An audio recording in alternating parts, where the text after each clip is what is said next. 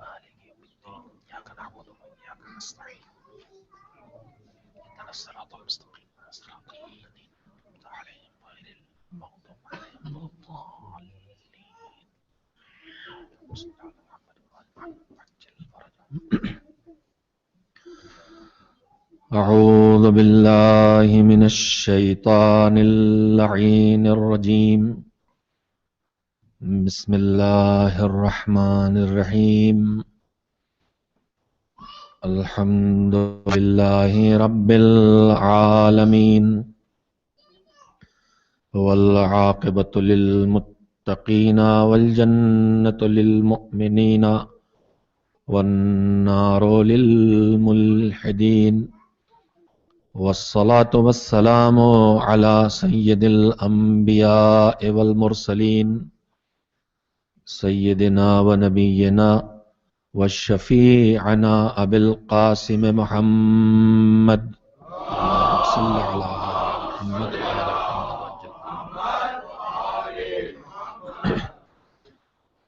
وآله الطيبين الطاهرين المعصومين المظلومين واللعنة الدائمة الباقية على أعدائهم أجمعين من الآن إلى يوم الدين. أما بعد فقد قال الله سبحانه وتعالى في كتابه المبين وهو أصدق الصادقين وقوله الحق.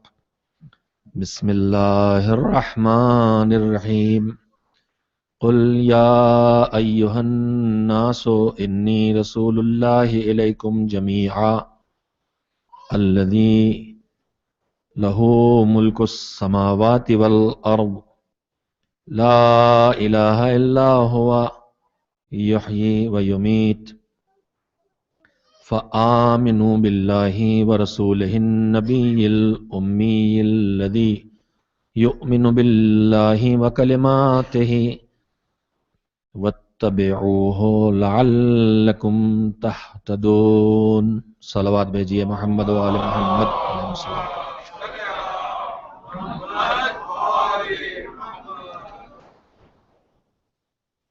ایمان سے اتباع تک کو عنوان کلام اور موضوع گفتگو قرار دیتے ہوئے سورہ اعراف کی آیات میں سے آیت نمبر 158 158 نمبر کی آیت کی تلاوت کا شرف حاصل کیا ہے گزشتہ 2 شبوں کی مانند، جس آیت میں پروردگار عالم نے پیغمبر کی زبان سے سارے انسانوں تک یہ پیغام پہنچایا ہے کہ اللہ جس کا اقتدار، جس کی حکومت قائم ہے زمین پر اور آسمانوں پر، جہاں جہاں تک وجود پایا جاتا ہے وہاں وہاں صرف اور صرف اللہ کا اقتدار ہے. اس کے علاوہ کوئی، گزارش کروں گا ان بچوں کو پیچھے منتقل کر دیجئے، ایک صلوات بھیجیں محمد، پیچھے جا کے کھلو بیٹا.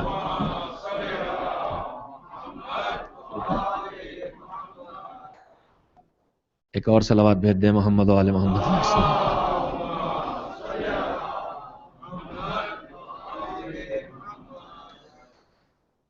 وہ اللہ جس کا اقتدار پوری کائنات پر ہے، اس کے علاوہ کوئی اس لائق نہیں ہے کہ اس کو معبود مانا جائے، اس کو اپنا پروردگار مانا جائے. اور وہی زندگی دینے والا ہے، وہی موت دینے والا ہے. اس صاحب اقتدار اللہ نے جس کا اقتدار اور حکومت پوری کائنات پر ہے، رسول بنا کے بھیجا ہے حضرت محمد مصطفیٰ صلی اللہ علیہ وآلہ وسلم کو.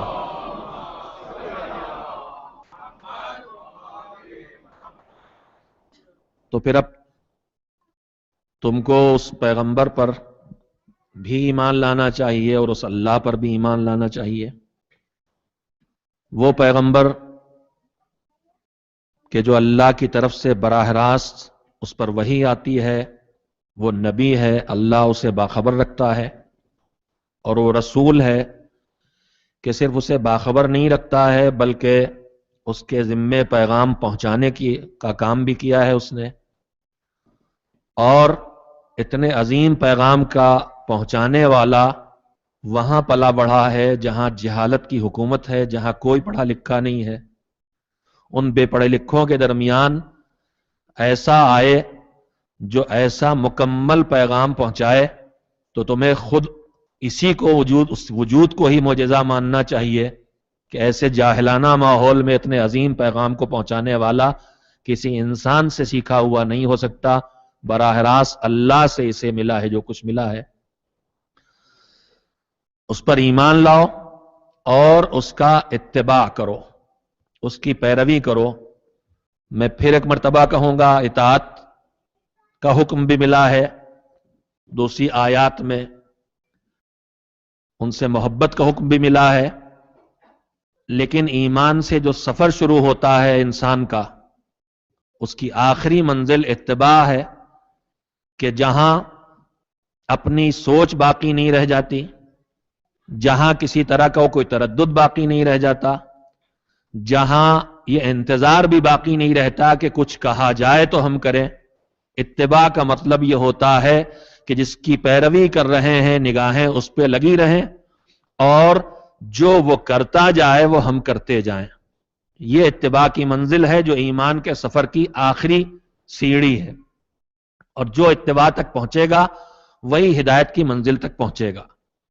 عزیزان محترم، میں نے گزشتہ 2 شبوں میں آپ حضرات کی خدمت میں، پہلی شب میں پیغمبر گرامی حضرت محمد مصطفیٰ صلی اللہ علیہ وآلہ وسلم کے تذکرے کے طفیل میں یہ بات عرض کی تھی کہ سیرت پیغمبر سمجھے بغیر اتباع ممکن نہیں ہے، اور سیرت پیغمبر کے سمجھنے کے ذریعے کیا ہیں؟ ان میں جو کامل ترین ذریعہ ہے جس سے مکمل سیرت پیغمبر سمجھی جا سکتی ہے وہ ہیں اہل بیت طاہرین۔ اہل بیت طاہرین کے دامن سے تمسک ہوگا تو پیغمبر کی کسی زندگی کے کسی حصے کا کوئی ایسا ٹکڑا نہیں رہ جائے گا جس سے واقفیت نہ ہو جائے، اور اگر دامن اہل بیت چھوڑ کے سیرت پیغمبر کو سمجھنے کی کوشش کی جائے گی تو کوئی ذریعہ ملے گا تو خالی گھر کی زندگی کی خبر دے گا، اور کوئی ذریعہ ملے گا تو خالی باہر کی زندگی کی خبر دے گا۔ تفصیل سے عرض کر چکا ہوں، اس لیے کہ جو پیغمبر کی گھر کی زندگی سے بھی واقف ہوں اور جو پیغمبر کی باہر کی زندگی سے بھی واقف ہوں وہ صرف اور صرف اہل بیت علیہم السلام ہیں۔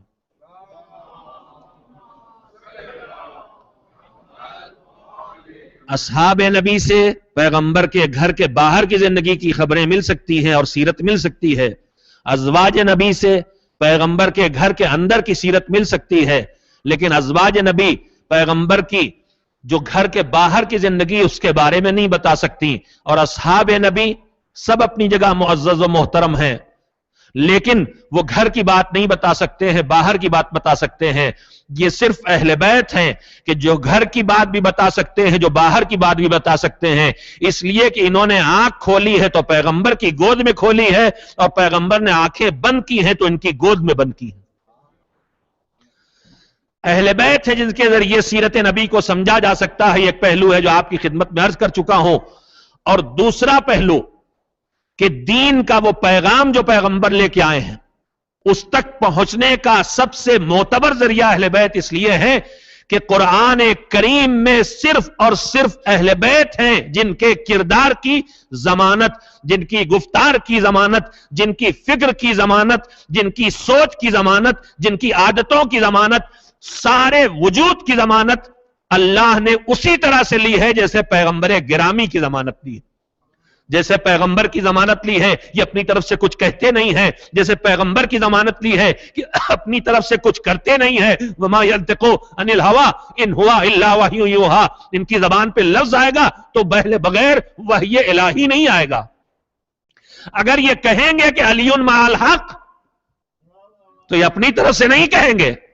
اگر یہ کہیں گے من کنت مولا فہذا علی مولا، جس کا میں مولا اس کا علی مولا، تو یہ اپنی طرف سے نہیں کہیں گے۔ وما رمیت اذ رمیت ولکن اللہ رما، یہ جو تم نے کنکریاں دشمنوں پہ پھینکی ہیں یہ اپنی طرف سے نہیں پھینکی، یہ اللہ نے پھینکی ہیں، یہ عمل پیغمبر کی ضمانت ہے۔ لہذا اگر کسی کے لیے خطبہ توڑ کے نواسے کو گود میں اٹھائیں گے تو یہ عمل ان کا نہیں ہوگا، حکم خدا ہے۔ اگر یہ سجدے کو طول دیں گے تو یہ حکم خدا ہوگا، اس لیے کہ ان کے عمل کی ضمانت بھی اللہ نے لی ہے، ان کے قول کی ضمانت بھی اللہ نے لی ہے۔ ایسی ضمانت، عظمت قرآن مجید میں بیان ہوئی ہے اولیاء خدا کی، عظمت قرآن مجید میں بیان ہوئی ہے اصحاب نبی کی، عظمت قرآن مجید میں بیان ہوئی ہے ازواج نبی کی، وہ سب محترم، وہ قابل احترام، وہ لائق احترام، لیکن ایک ہے احترام اور ایک ہے اعتماد۔ میں لفظوں کے سہارے جو باریک بات کہنا چاہتا ہوں اس پہ توجہ دیجئے گا۔ احترام اور اعتماد میں ایک فرق ہے۔ اعتماد پیدا کب ہوتا ہے؟ جب وہاں نہ جان بوجھ کے کسی غلطی کا امکان ہو۔ مکمل اعتماد کب آئے گا؟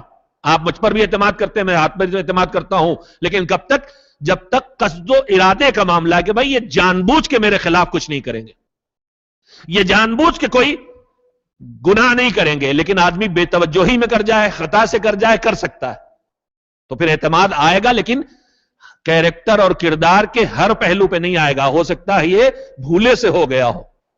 یہ مکمل اعتماد کہاں پیدا ہو سکتا ہے؟ اس اعتماد کا اعلان قرآن مجید صرف اور صرف اہل بیت کے لیے کر رہا ہے۔ احترام کے اسباب قرآن بیان کرتا ہے سب کے لیے، جو پیغمبر کے ارد گرد ہیں، چاہے وہ ازواج کریمہ ہو اور چاہے وہ اصحاب معظم ہو، ان کے خوبیاں، ان کے کردار کی اچھائیاں ان کو بیان کرتا ہے، لیکن ان کی ضمانت نہیں لیتا قرآن، اہل بیت کی ضمانت لیتا ہے۔ بسم اللہ الرحمن الرحیم، انما یرید اللہ لیذھب عنکم الرجس اہل البیت ویطہرکم تطہیرا۔ تم میں ہر کمال تو ہے ہی، لیکن اس سے پہلے ہر رجس سے، ہر نجاست سے، ہر عیب سے، ہر کمی سے پاک ہو۔ یعنی ان کے نزدیک نہ جان بوجھ کے اللہ کی نافرمانی کا کوئی خیال آ سکتا ہے، نہ غلطی سے یہ اللہ کی کوئی نافرمانی کر سکتے ہیں۔ یہ بھول سے بھی پاک ہیں، یہ چوک سے بھی پاک ہیں، یہ خطا سے بھی پاک ہیں، یہ نسیان سے پاک ہیں۔ کسی طرح کی کوئی غلطی ان کے وجود میں نہیں آ سکتی۔ تو ان کے کردار پہ وہی ضمانت ہوگی جو کردار ہے پیغمبر پہ بھروسہ اور اعتماد ہے۔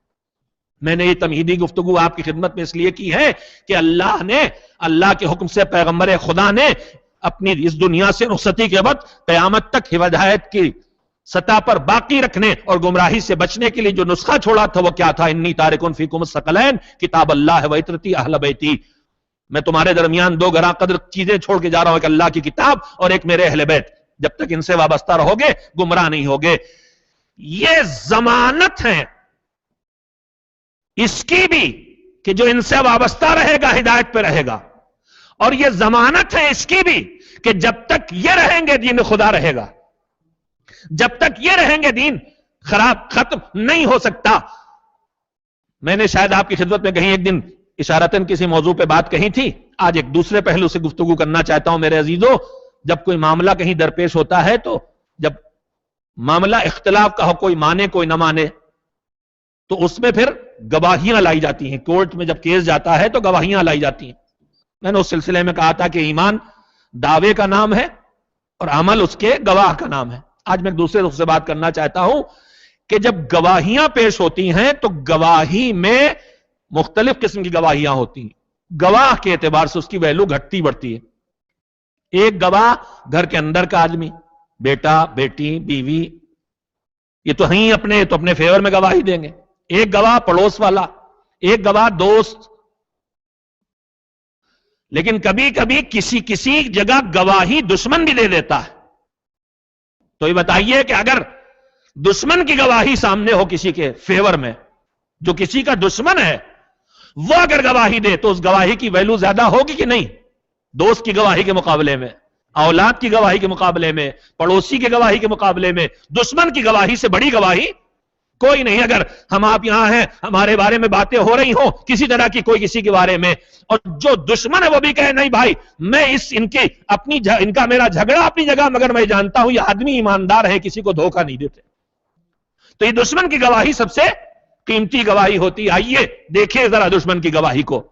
قرآن مجید کا سب سے لفظوں کے اعتبار سے مختصر سورہ اور اپنی تفسیر، اپنی تفصیل، اپنے اثرات، اپنے نتائج کے اعتبار سے اس مضمون پر مشتمل سب سے بڑا سورہ سورہ کوثر. لفظوں میں سب سے چھوٹا ہے لیکن اپنے نتائج، اپنے اثرات، اپنی دی ہوئی خبر کے نتائج اور اپنی تفسیر اور تفصیل کے اعتبار سے سب سے پوری تاریخ اسلام پر چھایا ہوا ہے. سورہ کوثر کے مفہوم سے ہم آپ واقف ہیں. ترجمہ اس کا یہ ہے، بسم اللہ الرحمن الرحیم، انا اعطیناک الکوثر. ہے پیغمبر گرامی، ہم نے آپ کو کوثر یعنی نعمتوں کی کثرت، یعنی کثرت اولاد سے نوازا ہے.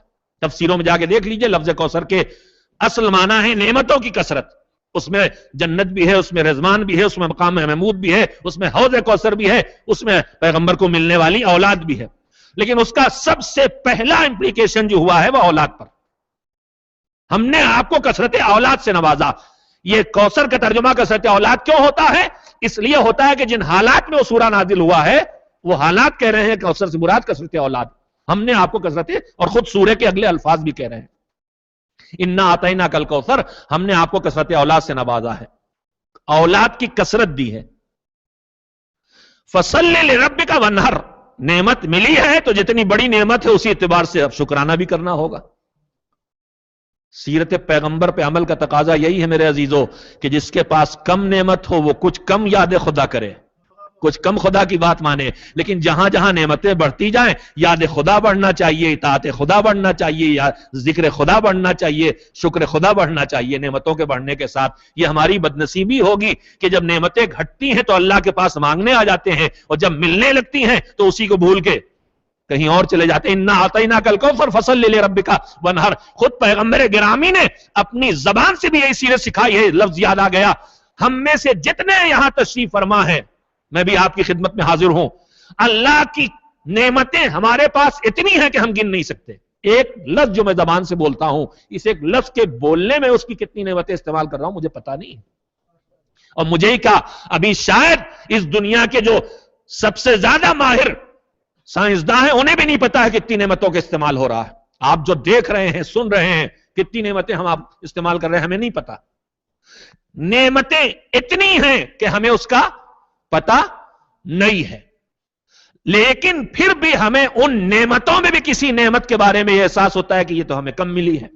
زیادہ تر تو یہ میں کہہ چکا ہوں ہر نعمت کے بارے میں، ارے ہمارے پاس کہاں ان کے پاس زیادہ، مگر کم سے کم ایک عقل کی نعمت تو ایسی ہے جس پہ آج تک کسی نے نہیں کہا.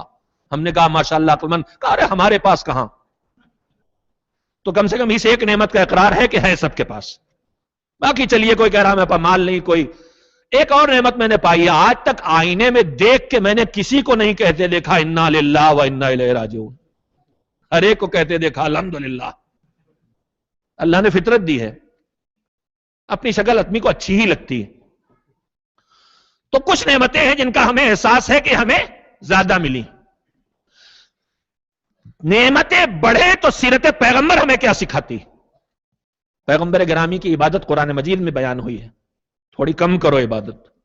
ہمیں ڈنڈے مار مار کے کہتا ہے کہ کرو عبادت، اور ان کی عبادت کے حال تھا ان سے کہتا ہے کچھ کم کرو. بارگاہ خدا میں کھڑے ہونے سے پیر سوج جایا کرتے تھے. کثرت عبادت اور شدت عبادت. تو کسی چاہنے والے نے کہا آپ اللہ کے حبیب، محبوب، پسندیدہ بندے، آپ کے ہاتھوں میں شفاعت، آپ کے اختیار میں سب کچھ، آپ اتنی عبادت کیوں کرتے ہیں؟ آپ کو مقام محمود ملا جو شرف پیغمبر کو ملے ہیں. آپ صاحب معراج، پوری کائنات میں افضل ترین وجود انبیاء کرام کا، انبیاء کرام میں افضل ترین پیغمبر گرامی، ان کو وہ شرف ملے ہیں جو کسی کو کائنات میں نہیں ملے. تو سب سے زیادہ نعمتیں ملی نا ان کو، شرف ملے. کسی نے گنانا شروع کیا، آپ صاحب معراج، آپ حبیب خدا، آپ طٰہٰ، آپ یاسین، آپ شفاعت والے، آپ وسیلے، اللہ کی بارگاہ میں جانے کے وسیلہ، بڑی بڑی نعمتوں کا تذکرہ شروع کیا. آپ اتنی عبادت کیوں کرتے ہیں؟ تو پیغمبر نے فرمایا افلا اکون عبدا شکورا. جب اللہ نے مجھے زیادہ نعمتیں دی ہیں تو کیا میں بندہ شاکر نہ بنوں؟ زیادہ نعمتیں دی ہیں تو میری ذمہ داری بن گئی کہ میں زیادہ عبادتیں کروں. تو میرے عزیزوں، جس کو جہاں یہ احساس ہو میرے پاس پیسہ زیادہ ہے، میرے پاس طاقت زیادہ ہے، میرے پاس حسن و جمال زیادہ ہے، میرے پاس کنبہ بڑا ہے، جہاں زیادہ نعمتوں کا احساس ہو، تو سیرت پیغمبر یہ ہے فرعونیت کی طرف نہ چلے جانا، جھکتے چلے جانا۔ جتنا تم بندے شاکر بنتے چلے جاؤ گے، نعمتیں خود بخود بڑھتی چلی جائیں گی۔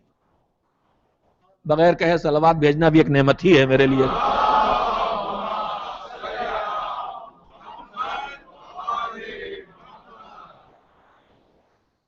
تو میرے عزیزو، اللہ نے کہا انا اعطیناک کل ہم نے تمہیں کثرت اولاد سے نوازا ہے، لہذا تم نماز پڑھو اور قربانی دو۔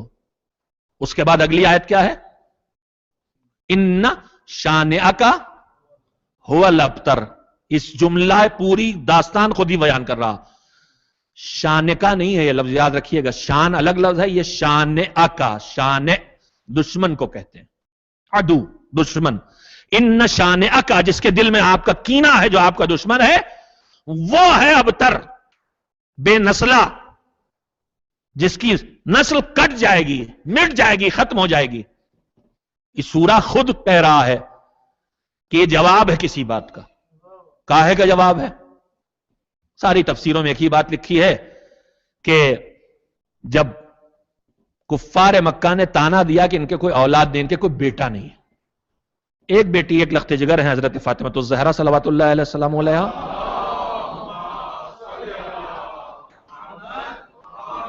تو دشمنوں نے تانا دینا شروع کیا کہ ان کے کوئی اولاد نہیں ہے، اور تانے کے ساتھ ایک اپنی پارٹیوں کو دشمنوں نے تسلی دینا شروع کی۔ کس چیز کی تسلی؟ جب پیغمبر نے تبلیغ دین شروع کی تو رکاوٹیں کہاں سے شروع کی؟ پہلے ان کی راہ میں کانٹے بچھائے، پتھر بچے لگائے، ان کو پتھر مارے، عبادت کر رہے ہیں لا کے غلاظت پشت پہ ڈال دی، اذیتیں پہنچاتے رہے۔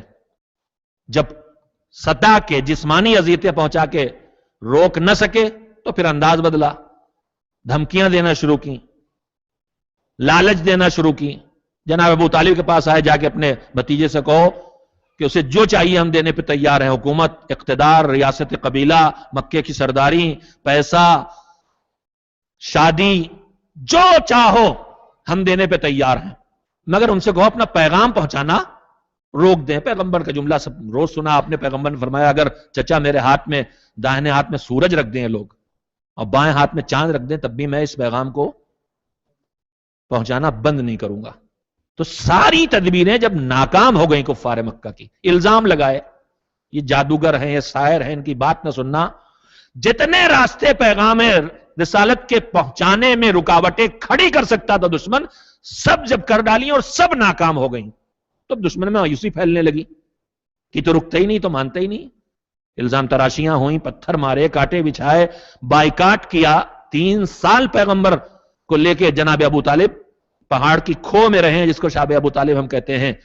روایات بعض یہ بھی کہتے ہیں کہ ایسا بائیکاٹ تھا کہ گھاس کھا کے جینا پڑتا تھا، کھانا نصیب نہیں ہوتا تھا، ایسا دور بھی گزرا ہے۔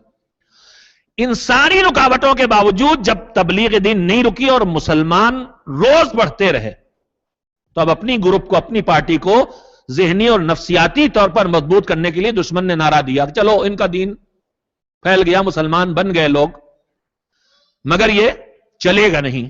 کیوں نہیں چلے گا؟ اس لیے کہ ان کے کوئی بیٹا نہیں ہے، اولاد نہیں ہے۔ واقعہ تو آپ نے سن لیا، میں آپ کے ذہنوں میں جو سوال پیدا کرنا چاہتا ہوں یہ ہے کہ یہ جو تانا دیا ہے کفار نے، یہ تبلیغ اسلام کے پہلے دن جب پیغمبر نے فرمایا لا الہ قولوا لا الہ الا اللہ تفلحوا، لا الہ الا اللہ کہو اور نجات پا جاؤ، پہلے دن یہ تانا دے دیا ان کا دین نہیں چلے گا۔ ابھی تو چلا ہی نہیں، اس کا مطلب چل چکا ہے۔ تو جب دین چل چکا ہے تب یہ کہہ رہا کہ ان کا دین چلے گا نہیں، رہے گا نہیں۔ کیوں نہیں رہے گا؟ کیوں نہیں چلے گا؟ ان کے کوئی اولاد نہیں ہے۔ تو جب دین اتنا پھیل گیا ہے کہ مایوس ہوئے تب کہا ہے، تو کتنے مسلمان ہو گئے؟ اس کا مطلب ایک اچھی تعداد مسلمان ہو چکی ہے، اور اس کے بعد مسلمانوں کی تعداد بڑھ رہی ہے۔ تب دشمن کہہ رہا ہے ان کا دین نہیں چلے گا، اس لیے کہ ان کی کوئی اولاد نہیں ہے۔ بس جتنا وقت لیا اسے ایک جملے کے لیے، یہ جتنے مسلمان اس وقت ہیں یہ پیغمبر سے ان کا کیا رشتہ ہے؟ وہ خون والے رشتے والے بھی ہیں، ان کی بات نہیں کر رہا، خاندان کے لوگ بھی ہیں، لیکن سب خاندان کے تو نہیں، اس میں بلال حبشی بھی ہیں، اس میں عمار یاسر بھی ہیں، اس میں اور دوسرے قبیلوں کے لوگ بھی ہیں، بنی تمیم کے ہیں، جن کا پیغمبر سے خون کا کوئی رشتہ نہیں ہے، سب مسلمان ہو گئے، ان کا پیغمبر سے کیا رشتہ ہے؟ دور پیغمبر میں جو مسلمان ہوئے ہیں، حضور کو جنہوں نے اپنی نگاہوں سے دیکھا ہے، حضور کی باتیں اپنے کانوں سے سنی ہے، حضور کے ساتھ جن کا اٹھنا بیٹھنا رہا، وہ کیا کہلائیں گے؟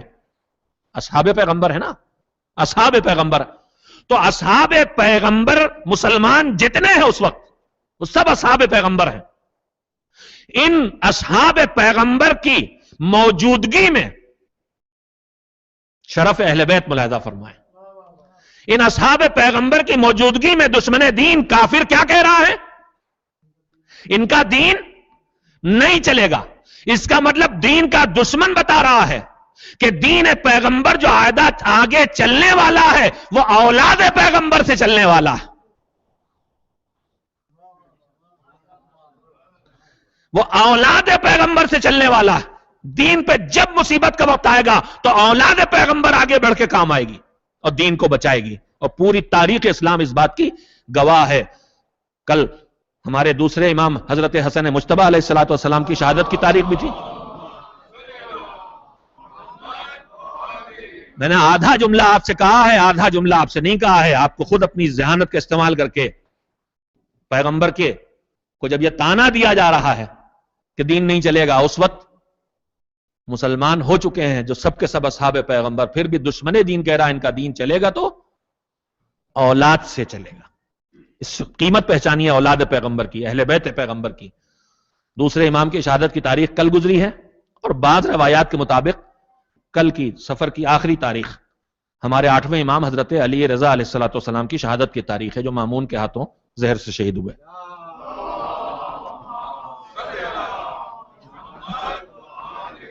میں یہیں پہ ایک وضاحت چھوٹی سی اور کر دینا چاہتا ہوں کہ ہم لوگ جب اپنے علاقوں سے نکلتے ہیں، ہمارے علاقوں میں جو ہمارے علماء تھے، جیسے جتنے علم کے مالک تھے، ان کے ذریعے ہم تک جو کچھ پہنچا تھا، اس میں سے بہت سی چیزیں وہ ہیں کہ جب ہم وہاں سے باہر نکلتے ہیں تو اس سلسلے میں ہمارے معلومات بڑھتے ہیں۔ مثال کے طور پر ہمارے درمیان ایک الجھن دماغوں میں پیدا ہو جاتی ہے کہ شہادت کی ایک ہی تاریخ ہونا چاہیے، ایک ہی تاریخ تو شہید ہوگا جو شہید ہوگا۔ یہ کیا ہے؟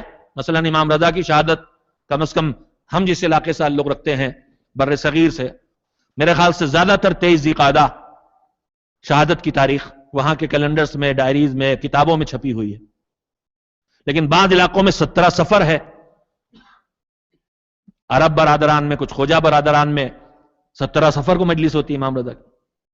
ابھی آج آپ ایران کا ٹی وی کھول کے دیکھیں، وہاں امام رضا کی شہادت کی مجالس ہو رہی 29 یا 30 صفر۔ تو یہ ایک امام کی بات نہیں ہے، ائمہ طاہرین کی ولادت اور شہادت کی مختلف تاریخیں آپ کو دیکھنے کو ملیں گی۔ میں عرض یہ کرنا چاہتا ہوں کہ اپنے علاقے میں جتنے معلومات ہم نے فراہم کیے ہیں، جب اس کے مقابلے میں کوئی چیز سامنے آئے تو فوراً اڑ کے نہیں کھڑا ہو جانا چاہیے، غلط۔ ہمارا محدود علم، لوگ بحثیں کرتے ہیں صاحب 30 سال پہلے تقلید کون جانتا تھا؟ کوئی مقلد نہیں، مقلد مرجع نہیں ہوتا تھا، فقیہ نہیں ہوتا تھا۔ یہ بھی ایک بحث چل رہی ہے ابھی، انقلاب اسلامی کے بعد مرجع اور تقلید اور فقیہ آ گئے۔ یہ بے خبری کے علاوہ کچھ نہیں ہے۔ ہم کنویں کے مینڈک تھے، خاندانوں کے مرید ہوتے تھے، جو ہمارے گھر میں نکاح پڑھے، جو مجلس پڑھے، ہم سمجھتے تھے بس یہی سب کچھ ہے۔ غیبت امام سے لے کے آج تک بکثرت فقہاء و مجتہدین گزرتے رہے، شیخ صدوق اور کلینی سے لے کے آج تک، شیخ توسی سے لے کے آج تک، ہم بے خبر تھے، ہمیں پتہ نہیں تھا۔ تو جب بے خبری علم سے بدلے تو انکار نہیں کرنا چاہیے، اس پہ غور اور توجہ کرنا چاہیے، پھر سے جستجو کرنا چاہیے کہ اب علم بڑھا ہے تو دیکھیں اس میں سے صحیح کیا ہے۔ ایک اور ہماری ایک یہ بحث ہوتی ہے تاریخوں کی، یہ تاریخ ہے صاحب کہ وہ تاریخ اور جنگیں ہونے لگتی ہیں ہمارے درمیان، اور ایک یہ مظلومیت ہے، اہل بیت میں سے ایک مظلومیت ہے۔ پیغمبر کی مظلومیت اس سے زیادہ کیا ہوگی کہ عالم اسلام میں ایک بڑا طبقہ یہی نہیں طے کر سکتا کہ ولادت کی تاریخ کیا ہے اور شہادت کی وفات کی تاریخ کیا ہے۔ تو یہ ایک مظلومیت ہے جو دشمنوں کے ہاتھوں پہنچی ہے کہ ان کی تاریخ ولادت و وفات تک چھپی ہوئی ہے. مظلومیتوں میں سے ایک مظلومیت ہے، لیکن اس سے گھبرانے کی ضرورت نہیں ہے. ایک دوسری بحث یہ ہوتی، ہم حکم خدا کے دو طریقے ہوتے ہیں. ایک اللہ کہتا ہے یہ کرو اور ایسے کرنا ہے، تمہیں نماز پڑھنا اور ایسے پڑھنا ہے، طریقہ بتا دیا. اب ہمیں کوئی حق نہیں ہوتا کہ ہم اس میں ہاتھ لگائیں. جیسے بتایا ہے ویسے کرنا ہے، کوئی چینج نہیں کر سکتے. لیکن کبھی کبھی اللہ کہتا ہے یہ کام تمہیں کرنا ہے، مگر طریقہ نہیں حوالے کرتا ہم سے، ہماری عقل پر، شعور پر، ہمارے دین کے اوپر چھوڑ دیتا ہے کہ تم خود طے کرو اس کام کو کیسے کرو. مثال میں اس کی دیتا ہوں، مثلا ماں باپ کو خوش رکھنا ہے، ان کو ناراض نہیں کرنا ہے. اب اس کا کوئی طریقہ وہ نہیں بتاتا کہ کیسے خوش کریں. چائے پلا کے خوش کریں، پیر دبا کے خوش کریں، پکنک پہ لے جا کے خوش کریں. طریقہ معین نہیں کرتا. تو یہاں انسان کو آزادی ہے، جیسے حالات جیسی ضرورت. توجہ دیں، جیسے حالات جیسی ضرورت. ہمیشہ مٹھائی کھلا کے باپ کو نہیں خوش کرنا. اگر یہ بیمار ہو جائے تو ان کی مٹھائی بند بھی کرنا پڑے گی. جیسے حالات جیسی ضرورت. لیکن دو چیزیں جو طریقہ اپنائیں گے ہم اپنائیں گے، لیکن وہ طریقہ خلاف عقل نہیں ہونا چاہیے، خلاف شریعت نہیں ہونا چاہیے. اگر ہمارے بوڑھے ابا دادا خوش ہوتے ہیں، پرانے، مجھے تو نام بھی یاد نہیں رہ جاتا، 50 سال پہلے کے جو گانے والے تھے، محمد رفیع انڈیا سے مثلا، کہتے ہیں کلاسیکل لے کے آؤ ہم خوش ہوں گے. تو کیا ہم لے آئیں گے؟ نہیں. خوش تو ہوں گے اس سے، لیکن یہ خلاف شریعت ہے. تو جب اللہ مجھے کام کرنے کا راستہ حکم دے لیکن طریقہ نہ بتائے، تو مجھے اس کے لیے کرنا صرف یہ ہے کہ میں دیکھوں جس طرح بھی اس کام کو انجام دوں، نہ خلاف عقل ہو نہ خلاف شریعت ہو.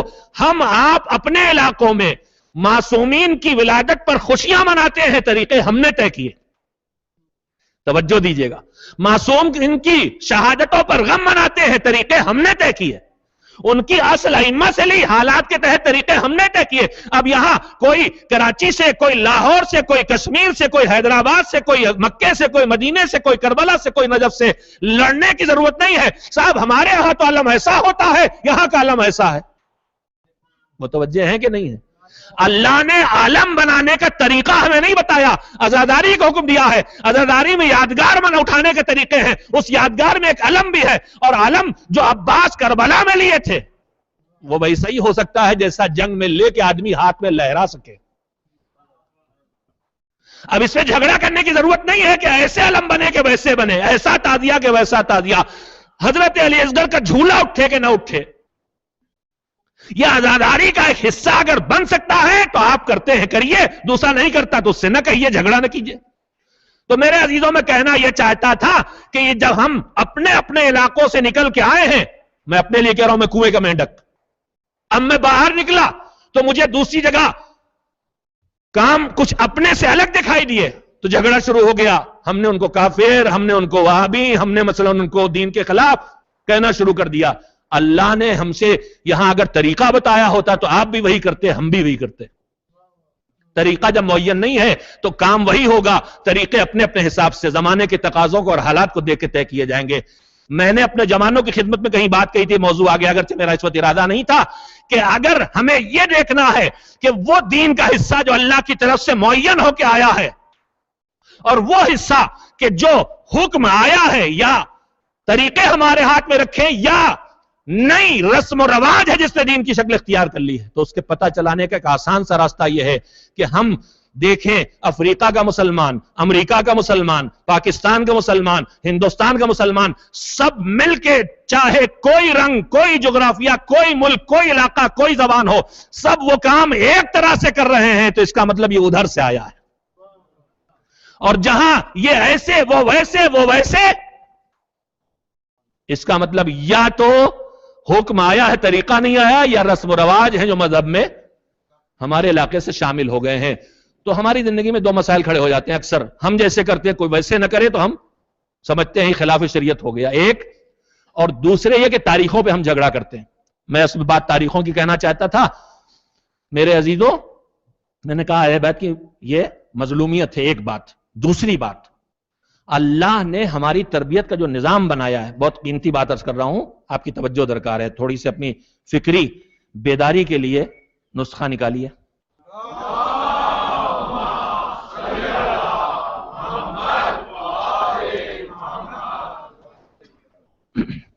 اس سے زیادہ ڈوز چاہیے بھائی.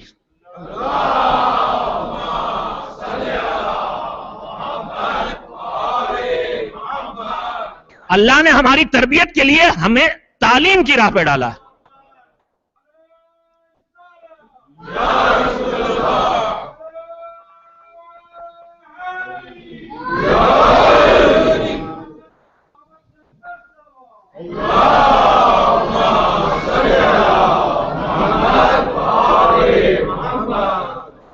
ان نعروں میں یہ کشش ہے کہ یہ بیزاری ختم کرتے ہیں، بیداری پیدا کرتے ہیں. میرے عزیزو، اللہ نے ہماری تربیت کے لیے جو نظام بنایا ہے اس کی بنیاد ہے علم پہنچانا. یعلمہم الکتاب والحکمہ، تعلیم کے ذریعے باخبر بنا کے ہماری تربیت کرتا ہے. بڑا حصہ ہمیں باخبر بنا کے تربیت کرتا ہے. لیکن ایک بہت قابل غور بات عرض کر رہا ہوں، لیکن ہر جگہ تربیت باخبر بنا کے نہیں کرتا. کبھی کبھی وہ ہمیں بے خبر رکھ کے بھی ہماری تربیت کرتا ہے. ہر جگہ باخبر رکھ کے تربیت نہیں کرتا. میں پھر جملہ دوہرا رہا ہوں، کہیں کہیں کبھی کبھی بے خبر رکھ کے ہماری تربیت کرتا ہے. میں ایک نمونہ آپ کی خدمت میں رکھوں. یہ بتائیے کہ قرآن کب نازل ہوا؟ قرآن کے نازل ہونے کے دو ہیں مرحلے. ایک دھیرے دھیرے آیت آیت کر کے آیا حالات کے تحت، اور ایک قرآن پورا کا پورا آیا قلب پیغمبر پہ. انا انزلناہ، بسم اللہ الرحمن الرحیم، انا انزلناہ فی لیلۃ القدر، ہم نے شب قدر میں نازل کیا. قرآن شب قدر میں نازل ہوا. اس شب قدر کے اعمال بھی بہت ہیں، فضیلتیں بھی بہت ہیں. عبادت کی رات، مغفرت کی رات، رحمت کی رات، توبہ استغفار کی رات، خیرات کی رات. تو قرآن کہہ رہا لیلۃ القدر. لیلہ ایک رات کو کہتے ہیں. یہ لام کے بعد یہ پہ چھوٹا الف نہیں ہے جو خواتین کا نام ہوتا ہے. مادر جناب علی اکبر کا نام تھا ام لیلہ. یہ لیلہ، لام یہ لام اور اس کے بعد گول والی تے. لیلۃ القدر، لیلہ ایک رات. اس کی پلورل، اس کی جمع ہے لیالی. انا انزلناہ فی لیلۃ القدر، ہم نے شب قدر میں نازل کیا. ایک رات ہوئی نا. اب یہ شب قدر کس مہینے میں ہے؟ 365 360 راتوں میں سے. کیسے پتا چلا اس کا؟ نہیں، قرآن مجید میں ہے. اسی کو لیلۃ المبارکہ بھی کہا. اور اس کے بعد قرآن مجید میں ہی ہے کہ ہم نے اسے نازل کیا ہے پیغمبر پر. وہ رات رمضان میں ہے. اب رمضان کی کون سی رات ہے یہ محمد و آل محمد نے کو بتانا ہے. کیا مالک کو معلوم نہیں ہے کہ کون سی رات ہے؟ معلوم ہے نا. مگر کیا ہوتا ہے؟ 19 کی شب بھی اعمال کرو، 21 کی شب بھی اعمال کرو، 23 کی شب بھی اعمال کرو. ہے تو ایک ہی شب قدر. الجھن پیدا ہوئی. معصومین کی خدمت میں آئے لوگ پوچھنے کہ ہے تو ایک ہی شب قدر. تو جب ایک ہی شب قدر ہے تو پھر پروردگار نے بتا کیوں نہیں دیا؟ بتا دیتا کہ کون سی اس میں سے شب قدر ہے. یہ کنفیوژن کیوں رہتا 19 کو ہے کہ 21 کو ہے کہ 23 کو ہے؟ تو امام نے جو جملہ فرمایا ہے، مفاتیح الجنان میں روایت لکھی ہوئی ہے، کہا اس شب قدر میں اپنی لفظوں میں عرض کر رہا ہوں، اس شب قدر میں تمہیں ملتا کیا ہے؟ عبادت کرتے ہو، رحمت خدا ملتی ہے، مغفرت ملتی ہے، یہی سب ملتا ہے نا. تو فرمایا جو کام تمہیں کرنا ہے وہ اگر 2 راتوں میں پھیل گیا تو آسان ہو گیا کہ مشکل ہو گیا؟ یعنی جو چانس تمہیں ملنا ہے وہ ایک رات کے چانس کے بجائے 3 راتوں میں پھیل گیا. تو میرے عزیزوں، کبھی کبھی وہ ہمیں بے خبر رکھ کے بھی ہمیں فائدہ پہنچاتا ہے. اب بحث اس کے بعد نہیں ہونا چاہیے جیسے ایک ہے شب قدر لیکن 3 راتوں میں گنجائش رکھ دیتا ہے بندے خاطی کے لیے. 3 راتوں میں وہی شرف دے دیں گے تم عبادت کرنے آؤ. مانگنے کی گنجائش بڑھ گئی، توبہ کی گنجائش بڑھ گئی، مغفرت کی گنجائش بڑھ گئی. ایک جگہ چھوٹ گیا تو دوسری رات آ جائے گی، دوسری رات میں رہ گیا تو تیسری رات موقع مل گیا. تو زیادہ موقع بے خبر رکھ کے دے رہا ہے. بحث کرنے کی ضرورت نہیں ہے 7 ہے کہ 17 ہے کہ 23 ہے، بلکہ اللہ نے ہمیں موقع دے دیا. جتنی تاریخیں تمہیں روایات میں لکھتی ملتی چلی جائیں، ولادت کی تاریخیں ہو، ہر موقع پہ خوشی کر لو، تمہارا کیا بگڑا جاتا ہے. غم کی تاریخ ہے، شہادت کی تاریخ ہے، تو ہر موقع تمہیں غم منانے کا مل گیا، تمہارا کیا بگڑا جا رہا ہے. یہ بے خبری ہمارے لیے نعمت بن کے آ رہی ہے، مصیبت بن کے نہیں آ رہی. اس میں بحث کرنے کی ضرورت نہیں ہے کہ کون کب پیدا ہوا. جو موقع آیا اس پہ کر لو. اور ہمارے علماء نے یہی سیرت بھی بنائی ہے، روایات میں، کتابوں میں متعدد تاریخیں ولادت اور شہادت کی لکھی ہیں. ان سب پہ محافل، جشن، ولادت کی خوشی، شہادت کا غم، یہ ساری چیزیں معصومین علیہ السلام سے روایت میں آئی ہیں، تاریخیں علماء نے لکھی ہیں، تاریخیں نہیں معلوم ان میں سے کون سی تاریخ ہے، کوئی ایک، لیکن اس تاریخ کی جو فضیلت ہے، اس میں جو رحمت کی گنجائش ہے، اس میں جو مغفرت کی گنجائش ہے، اس میں جو اجر اور جزا پانے کی گنجائش ہے، وہ اس بے خبری سے بڑھ رہی ہے۔ تو اس بے خبری میں بحث کرنے کی ضرورت نہیں، اس بے خبری کا یہ خود تربیت الہی کا ایک حصہ ہے۔ یہ دو باتیں کہتے کہتے آج میں نے کل وعدہ کیا تھا کہ اپنے دوسرے امام حضرت حسن مجتبیٰ علیہ السلام کی سیرت اور ان کے کردار کے تذکروں کے سہارے میں کم سے کم مولا کی زندگی میں جو انہوں نے خصوصیت کے ساتھ جن باتوں کی طرف متوجہ کیا ہے، ان میں سے ایک یا دو باتیں آپ کی خدمت میں عرض کروں، اور باقی انشاءاللہ اگلی مراحل میں پیغمبر کے تذکرے بھی اور امام حسن کے تذکرے بھی، اس لیے کہ دونوں ایک دوسرے سے الگ نہیں ہیں، ہر ایک اپنے دور کا محمد ہے۔ ابھی آپ سن رہے تھے مصطفیٰ کربلا، کیا تھا وہ مصرع؟ حسین مصطفیٰ ہیں کربلا کے، یہ اپنے وقت کے محمد ہیں، وہ اپنے وقت کے حسین ہیں، ان میں کوئی فرق نہیں ہے۔ ہماری اور آپ کی زندگی میں، ابھی بھی نعمتوں کی بات کر رہا تھا میں، اسی کی بات کروں، ہم اللہ سے ملی ہوئی نعمتوں کو مستقبل کی فکر میں یہ نہیں کہتا ہوں کہ مستقبل کی فکر نہیں ہونا چاہیے، میں آپ کی خدمت میں گزارش بھی کر چکا ہوں، ایک آنے والا کل کا دن ہے اس دنیا کا، اور ایک آنے والا کل کا دن ہے آخرت کا۔ قرآن مجید میں نے آیت پڑھی تھی، مجلس بھی آپ کی خدمت میں کچھ دیر پڑھی تھی کہ یا ایھا الذین، بسم اللہ الرحمن الرحیم، یا ایھا الذین آمنوا اتقوا اللہ ولتنظر نفس ما قدمت لغد، ایمان والو تقوی اختیار کرو اور ہر آدمی یہ دیکھتا رہے کہ اس نے کل کے لیے بھیجا کیا ہے۔ میں نے عرض کیا تھا کہ کل ہمارے دو ہیں زندگی کے، ایک اس دنیا کا آنے والا کل کا دن اور ایک آخرت کا کل کا دن۔ دنیا کے کل کے دن فکر پیدا ہوتی ہے تو ہم کیا کرتے ہیں؟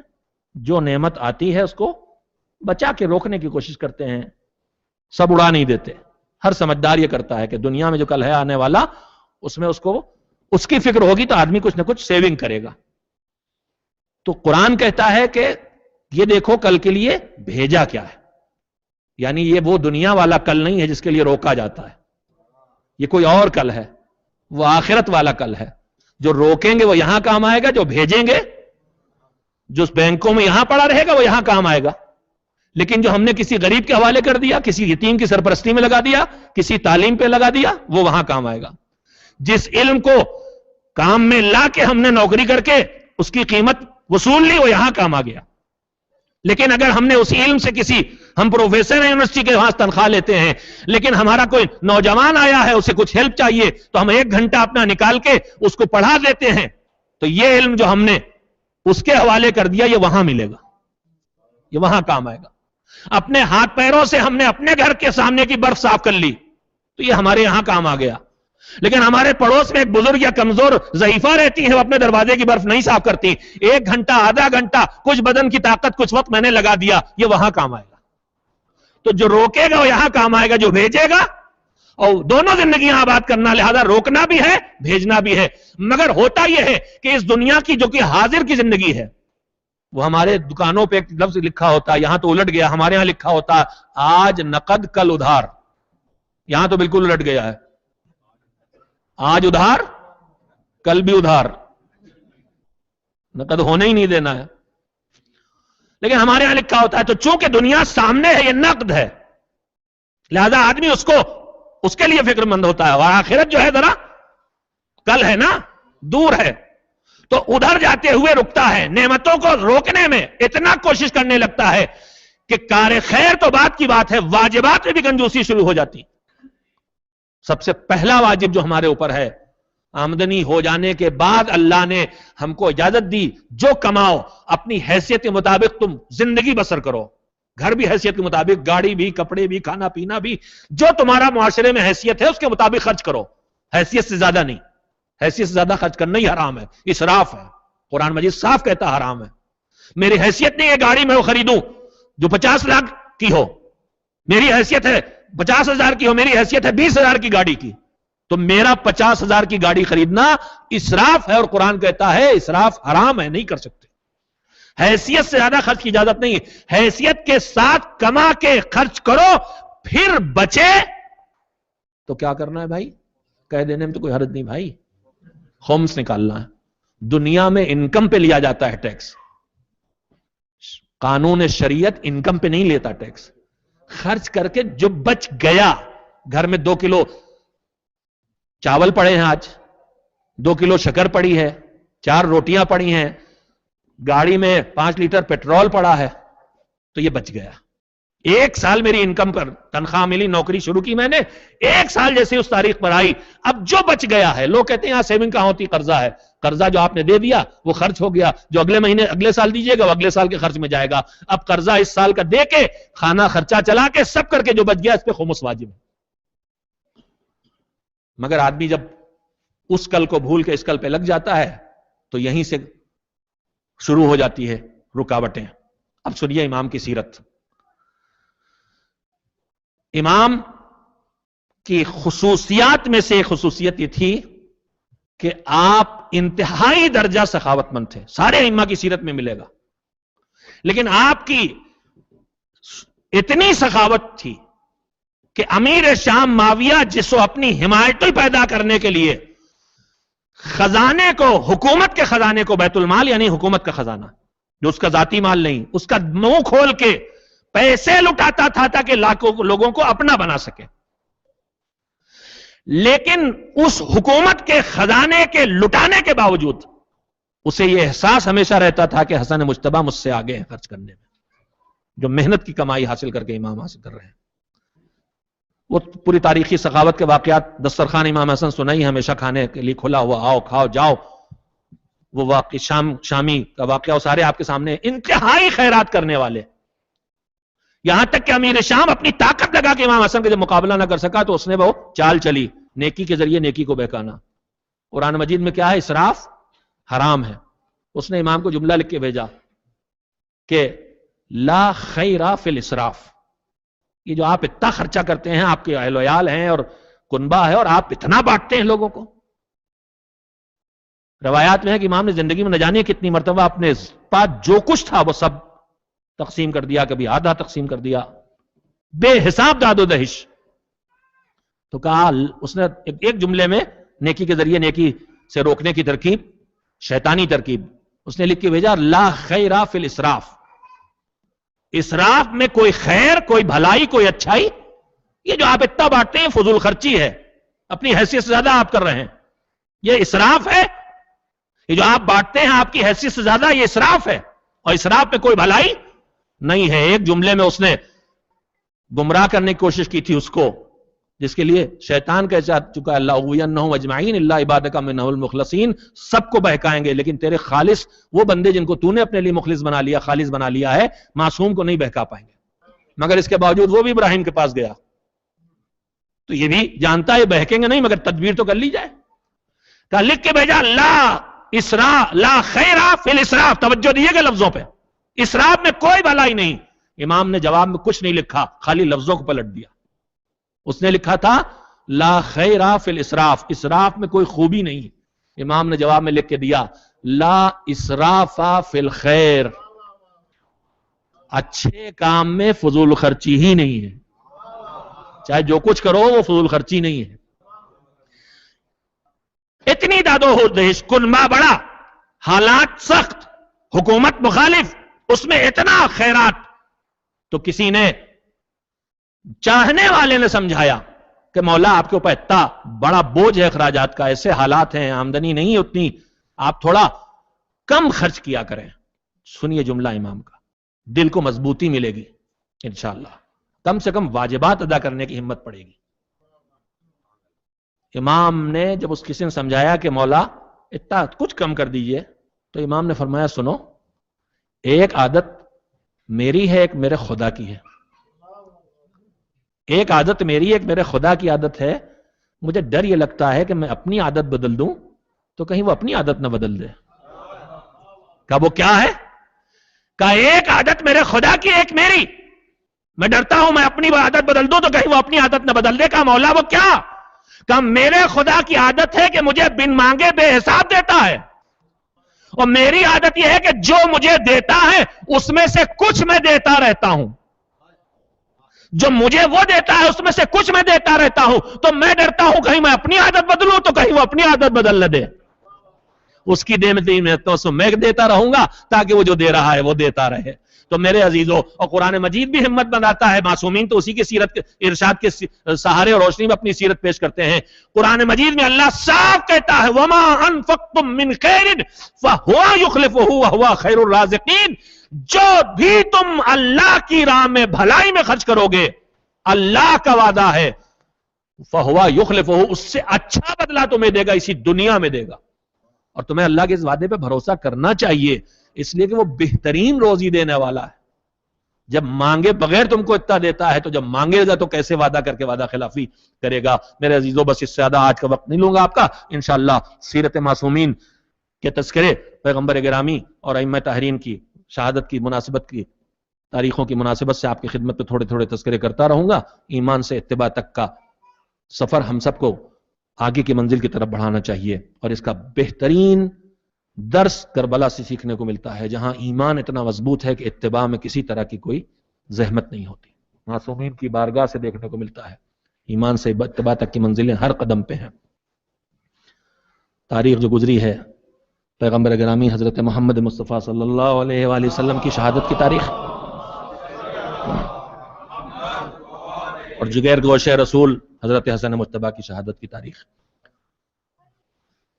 پیغمبر کے سلسلے میں نے آپ کی خدمت میں پرسوں عرض کیا تھا کہ زندگی کے آخری دن زہر کی شدید ترین زہر آپ کے بدن میں تھا، اور اس کا اثر دھیرے دھیرے بڑھا تھا، اور شدت تھی بخار کی، اتنی شدت تھی کہ زندگی کے آخری لمحات میں آپ بار بار غش کی کیفیت میں آ جاتے تھے. جب در سیدہ پر، در پیغمبر پر بیٹی سرہانے بیٹھی تھی، ملک الموت نے دستک دی ہے، اجازت لینے کی لیے حاصل کی ہے، تو بی بی روئی تھی، بے چین ہو کے روئی تھی. جب پیغمبر نے کہا تھا آنے دو، یہ ملک الموت ہے، سہارا دینے کے لیے پیغمبر نے بی بی سے کہا تھا کہ بیٹا سب سے پہلے تم مجھ سے ملو گی. صرف 6 مہینے، صرف 75 دن یا 90 دن اس کے بعد حضرت زہرا کل زندہ رہی ہیں، مگر اس چھوٹی سی زندگی میں کیا کیا مشکلات اور کیا کیا مصیبتیں دیکھ کے گئی ہیں. ایک باپ جب دنیا سے اٹھتا ہے تو بیٹے اور بیٹیاں باپ کے لیے بے چین ہوتے ہیں اور روتے ہیں. لیکن ہم نے یہ بات اچھی طرح دیکھی ہے. ایک جملہ کہا جاتا ہے کہ بیٹے کے جنازے کی، باپ کے جنازے کی رونق بیٹی ہوتی ہے. بیٹی جتنا باپ کے لیے بے چین ہوتی ہے اور کوئی اتنا بے چین نہیں ہوتا. پیغمبر فاطمہ کے لیے بابا بھی تھے اور پیغمبر فاطمہ کے لیے مادر گرامی بھی تھے. بڑی کم سنی میں ماں چھن گئی تھی حضرت زہرا سے، پیغمبر نے ہی پالا تھا. اور یہ بیٹی تھی لیکن اپنے بابا سے اتنی ساری زندگی مصائب دیکھے ہیں. پیغمبر جب تبلیغ کے لیے گھر سے باہر جاتے تھے بیت الشرف سے، پتھر مارے جاتے تھے، لہو لوہان جسم کے ساتھ واپس آتے تھے. کمسن بیٹی تنہا گھر میں، ماں مر چکی ہے، باپ زخمی ہو کے آتا ہے تو آ کے پانی سے زخموں کو دھلاتی تھی اور مرہم لگاتی تھی. یہ ماں کی طرح اپنے باپ کے لیے تھی، اور باپ اپنی بیٹی کے لیے باپ بھی تھا اور ماں بھی تھا. اب سر سے سایہ اٹھا ہے تو ماں کا سایہ بھی سر سے اٹھ گیا ہے، باپ کا سایہ بھی سر سے اٹھ گیا ہے.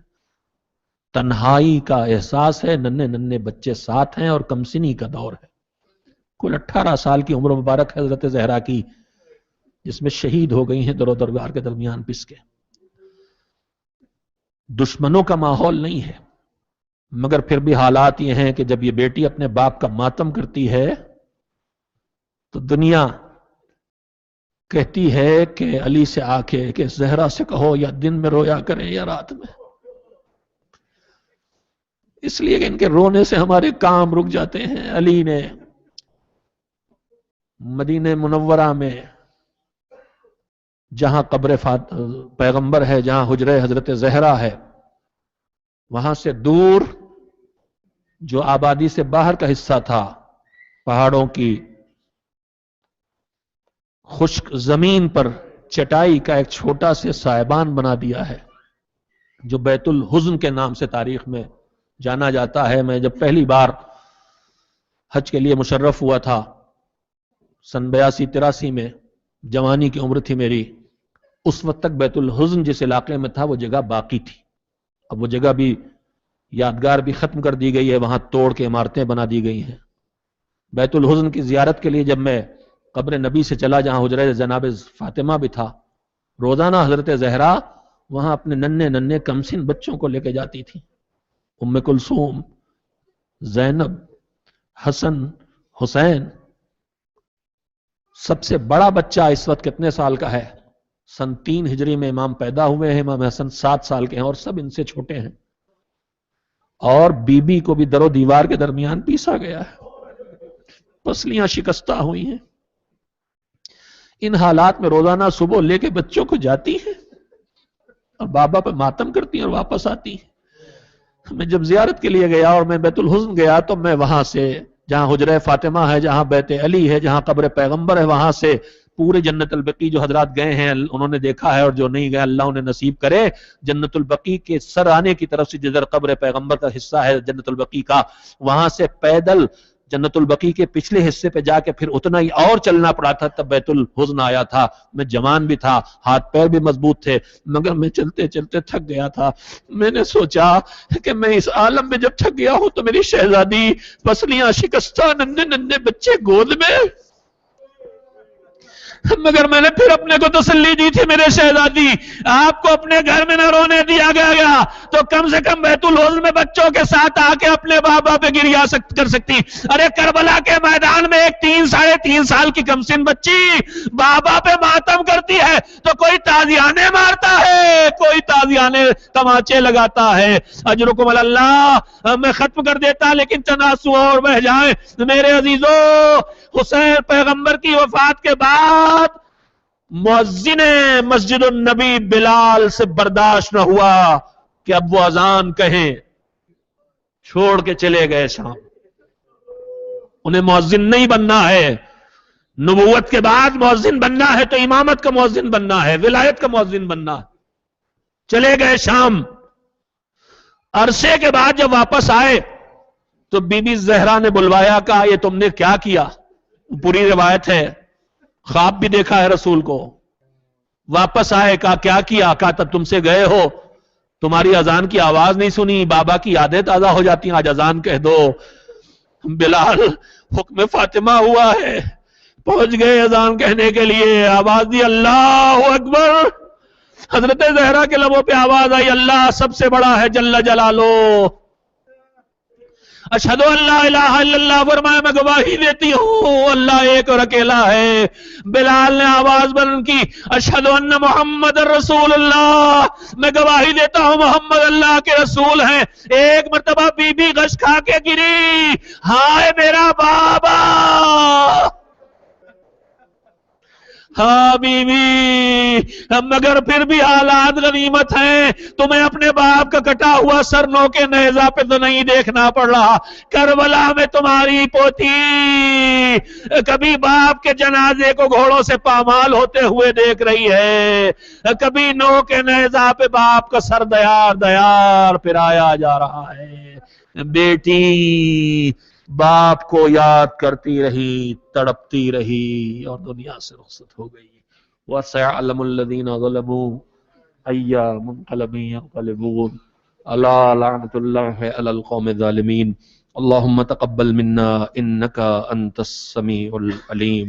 ماتم